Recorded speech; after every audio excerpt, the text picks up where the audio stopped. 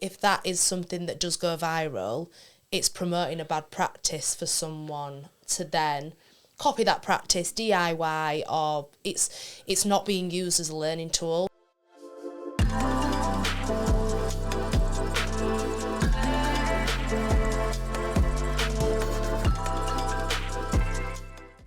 Hi guys, welcome to another episode of Paving the Way pod with me, Amy. And me, Andy. This week we're going to talk about our social media experts ruining standards of the paving industry.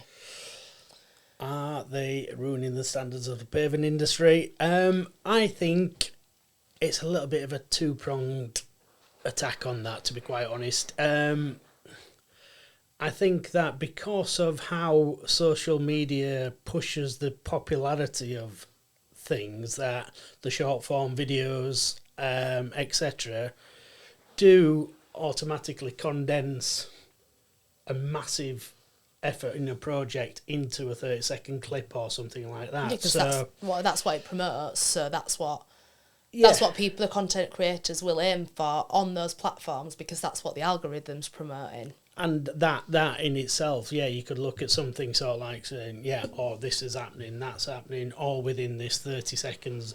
And, people might be naive enough to sort of like think that can be achieved within that. In a fast period of time. But those clips and everything else that people have done to present to that 30-second slot, or however long this short format slot can be is, weeks condensed. Yeah, exactly.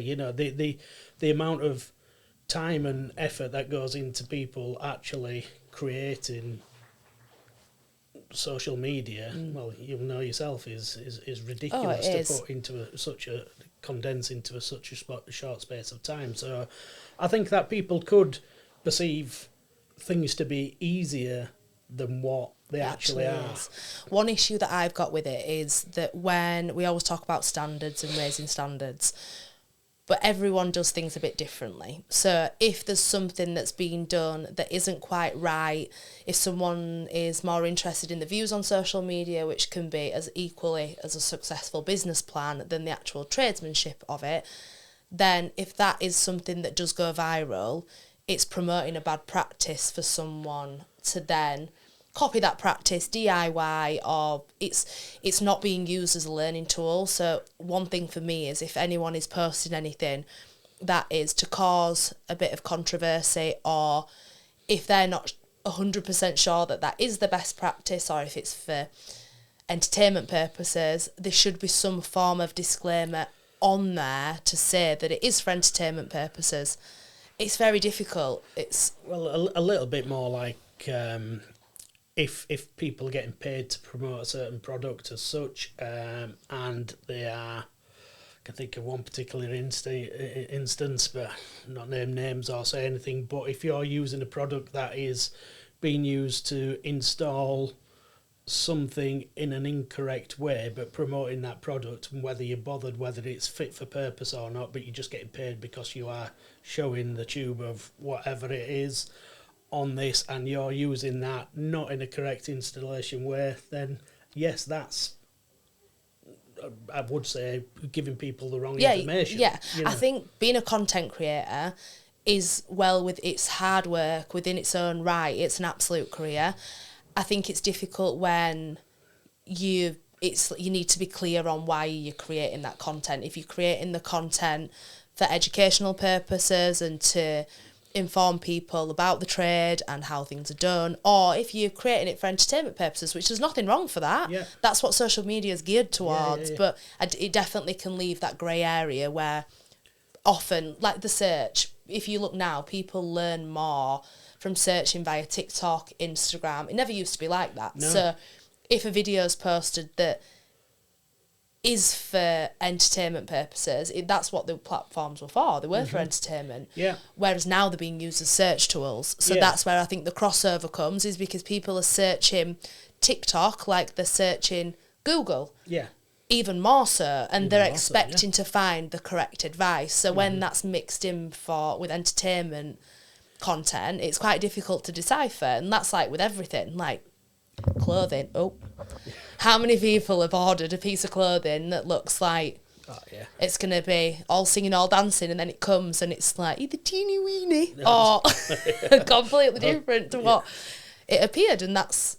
Yeah, Yeah. and I think like I said, the time constraint that people now are sort of like engaged in is like, there's a difference between social media is still social media. What you're using it for, like I said, that expectation of, yeah, oh, I've clicked on TikTok, I know how to lay a patio and how to cut something or whatever. So everyone does that now. Everybody does. It is. But, you know, you've got the different types of social media. Your YouTube, where you can actually do an installation Long guide, form. long form type of thing. Now that is fantastic, because people on there, more often than not, do know what they're actually talking about and do it through a step-by-step guide on how to do things. And I think that's where the confusion could be between social media, sort of like telling you, oh yeah, this is easy to do. We all watch fantastic workmanship from various different people within the paving industry. They're so passionate about a specific thing which they've worked for. Oh, God knows. I don't know how long, there's certain people... Broad landscapes, for one, absolutely fantastic. Everything that they show on there is amazing. But again, that is something that, Ben and his team down there do day in, day out. So much skill is involved in doing that. It's like a passion. Yeah. So for someone to expect that type of intricacy in just any job... Yeah.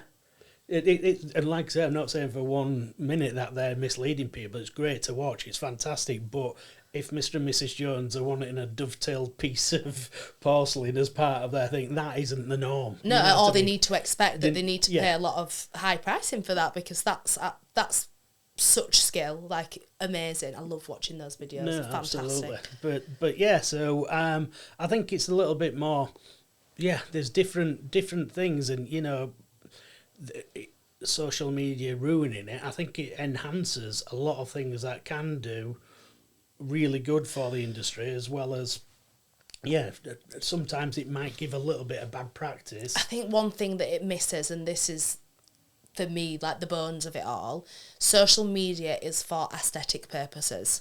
Yeah. And the main things that make a job really good or really bad is generally the non-aesthetic things. So your drainage, your groundworks, your sub-base. Yeah. They aren't things that get promoted a lot of because no one wants to watch that. No. Social media is driven towards aesthetic things. Like, I wouldn't want to watch it. Anyone, it's just how the algorithm is. But unfortunately, that element is whether a job is good or not. Yeah. So because there's not loads of content surrounding that, which I completely understand why, you're only seeing a snapshot when you're seeing these videos, and you can't decipher. Followers doesn't necessarily mean that it's being good practice as shown. And we work with some brilliant people who how they do their job and their content and their followers and actually them as tradesmen all marry up. They're fantastic tradesmen, they're fantastic as content. But even then, it's still, you can't show, you're not going to do a time lapse of 4 weeks on a job from then till the end, because no one's going to watch it. No. That's where YouTube comes in. But I think there's always an element of, it does change expectations or ruin the industry in a way, because the expectations and reality are completely different. But that can never change unless there's a disclaimer on different videos, whether it's just the world. It is. It's like we harp on a lot about the preparation is the key to any particular project. I particularly do like watching, let's say, somebody compacting the sub base, and I know it's brilliant because the star ASMR. I love it. Oh, it's brilliant. And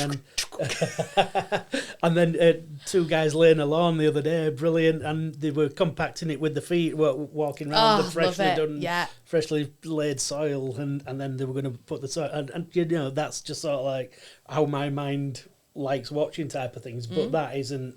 Yeah, the be-all and end-all. The thing is the aesthetics, as you say. Absolutely, and I'd be the same. I would always go to an aesthetically pleasing video, and that's what works. And we are in a time now where, right or wrong, if you're not active on social media, you have to have a very, very good word-of-mouth portfolio and a very strong reputation to not need to be on social media, because the way that advertising has changed, and someone's social media is advertisement for their work. So it's, for me, it's necessary. It's not an option whether you do it on social media. You have to do it, and then that's where the difficulty lies. Well, I guess. a lot of people may get left behind or may not choose not to do it, but like you say, if they can continue to be running their business in a productive way how they feel, but anybody up and coming is going to choose the social media thing. Life's changed. It's like it used to be in a yellow book, didn't it, when you found your that might be in house numbers, but your tradesman though, like you'd look up it in a directory, whereas now it is all visual. So if you're trying to gain momentum over someone else, you're gonna make it aesthetically pleasing. That's the whole point of it. One thing is like your 30 seconds before and afters as well. They're something that do the best on social media. But again, like you were saying, unrealistic expectations for a customer. They think that, it's just as easy as that. They can get that done. And obviously they don't think in 30 seconds, but they expect the job to be done fast and to be of that standard. And I think that's quite damaging, because it's underplaying the amount of work that goes into that project, because it's a lot of skill, a lot of time, a lot of effort. It is. And social media doesn't show that, nor it probably ever will, because of how the algorithm works. It's just... Well, and that's it. The algorithms of different things, people are going to post either pleasing to the eye things or perhaps just as controversial things. Just as we would. Perhaps controversial things to get a bit of clickbait in there again, which is a totally different conversation, I think, which, is, if people do something wrong or not quite right, should we say, just to post on social media, hoping that they're going to get... It works for some people. It does. That's what's hard, though, isn't it? Because I would say that is damaging to the industry. Agreed, yeah. Whereas some people doing short format clips of aesthetically pleasing things... I don't think that's damaging. I think what's damaging is that Instagram or the platforms that promote these quick aesthetic videos, because they promote them, so creators have got no choice, is that they have some form, like if you used AI, you've got to declare that you say AI and it's on there. So a solution for me would be, if it is something that is for entertainment value, which again is just as amazing, it just needs to be declared that it's for entertainment value, not for a technical value. No, I get that. No, that makes a lot of sense, does that, to be quite honest. And we go on about the industry being the lack of governance within the industry, and perhaps social media could help to promote it what purpose it's for. A little bit more. It's only the same with AI though. If you are posting something that's had AI change any part of it, it's not that you have to declare it. Instagram will declare it for you. Right, it'll say this has been made with AI. Right. So I guess it's hard to police on their side, but I think things that are made for an entertainment purpose should be classed as it's made for entertainment, so people aren't necessarily... I think this is going to get worse and worse as well as time goes on, because the social media platforms are encouraging that, and people need to be on social media to make it work. So, and how is anyone going to know if it's bad practice or good practice? I think it's just something everyone needs to be aware about if they're going to all these platforms to find advice, which is only going to get more and more, as we've seen. Like, that's where people turn to. So I don't know the answer. No, I don't. But yeah, I think the more things we can do like this and highlight that, just to discuss it. Again, discuss it. Other people might have different views to it. Yeah. They might think, oh no, it's absolutely brilliant. Yeah. It's not damaging. Without social media, people wouldn't know anyway. And they wouldn't, and that is a valid point as well. Which is, so I think the answer is there is no answer. No. We can leave it there. See you next week, guys. Bye.